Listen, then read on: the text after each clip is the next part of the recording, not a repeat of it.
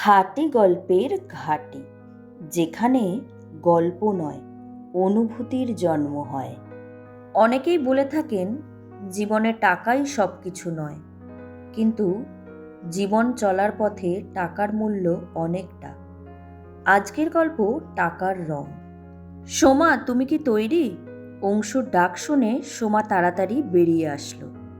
হ্যাঁ, আরেকটু মা বাবাকে প্রণাম করে আসি। দুজনেই বেরালো সোমার বাড়ির উদ্দেশ্যে। রাস্তায় যাওয়ার সময় অংশু দোকান থেকে মিষ্টি নিল। বাড়ির জামাই বাড়িতে আসছে বলে কথা, মিষ্টি তো নিতেই হবে।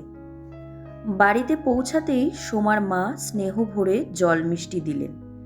কিন্তু বাড়ির অন্যজন, সোমার বড় বৌদি, সব সময় সে অন্য সুরে কথা বলে। দুপুরবেলা তিনি হেসে বললেন, মা, জামাইকে ফল কেটে দেব? ও তো আর এইসব খায় বলে মনে হয় না। শুধু মিষ্টি নিয়ে যে জামাই শ্বশুর বাড়িতে আসে, তার থেকে আর কী বা আশা করা যায়?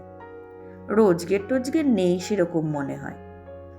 সোমা চুপ করে রইল, কিন্তু তার চোখে কষ্ট ছিল। বৌদি আবার বলেই ফেলল, আজই কি চলে যাচ্ছ? যাও যাও, রোদ উঠছে কিন্তু। সোমা এবার শান্ত গলায় বলল, হ্যাঁ বৌদি, আমরা যাচ্ছি। আমার স্বামীটা গরিব, তাই রোদ ঝড় সব সহ্য করতে শিখে গেছি। কথাটা শুনে অংশু একটু অবাক হলেও কিছু বলল না। দুজনেই বেরিয়ে এলো। অংশু তখন একটা ছোট ওষুধের দোকানে কাজ করত। মাসে 5,000 টাকাও পূর্ণ হতো না। দুজনের সংসার টানতে গিয়ে সত্যিই খুব কষ্ট হতো।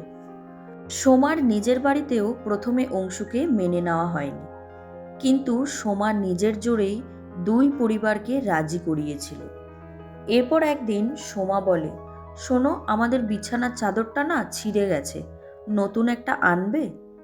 ঠিক সেই মুহূর্তে শাশুড়ি এসে বললেন, চাদর তো ভালোই আছে, একটু ছেঁড়া হলে সেলাই করে নিলেই হলো। তোমার স্বামীর আয়ের কথা তো মাথায় রাখবে নাকি? এই কথা সোমাকে ভেতর থেকে ভেঙে দিল। নিজের ইচ্ছা, নিজের পছন্দ সব কিছু যেন দারিদ্র্যের জন্য মুছে গেল। সেই রাতে সোমা চুপচাপ কেঁদেছিল। অংশু সবই দেখছিল, কিন্তু কিছু করার ক্ষমতা ছিল না। ধীরে ধীরে ভাগ্য মুখ তুলে তাকালো অংশুর দিকে। সে পড়াশোনা করে নিজেই একটা ছোট্ট মেডিসিন শপ খুলল। তারপর দোকানে একজন ডাক্তারও বসতে শুরু করলো। আয়ও কয়েক গুণ বেড়ে গেল। এখন যখন অংশু শ্বশুরবাড়ি যায়, শুধু মিষ্টি নয়, বাজারের সেরা মাছ, ফল সব কিছু নিয়ে যায়। যে বৌদি একদিন অপমান করত, সেই মানুষ এখন অংশুকে দেখে কোথায় বসাবে বুঝে উঠতে পারে না। জামাই আদর হয় রাজার মতো।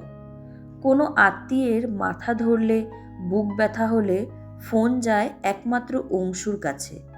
আর যে শাশুড়ি সামান্য বিছানার চাদর নিয়েও মুখে কটু কথা বলেছিল, সেই শাশুড়ির জন্য সোমা এখন একসঙ্গে অনেকগুলো সুন্দর চাদর কিনে দেয়, যাতে সপ্তাহে সপ্তাহে পাল্টে ব্যবহার করতে পারে। সোমা আজ একদম বদলে গেছে। যে আত্মীয়রা একদিন এড়িয়ে চলতো, আজ তারা প্রথমেই অংশুর সাহায্যের কথা ভাবে। সময় সত্যিই অনেক কিছু বদলে দিতে পারে। আমরা যতই বলি জীবনে সব কিছু টাকা দিয়ে হয় না, কিন্তু এই কথাটাই আসল সত্যি। টাকা থাকলে মানুষকে সম্মান, মর্যাদা আর নিজের মতো করে বাঁচার অধিকার দেয়। জীবনে মাথা উঁচু করে দাঁড়াতে টাকার প্রয়োজনীয়তা খুব বেশি, এটাই কঠিন বাস্তব।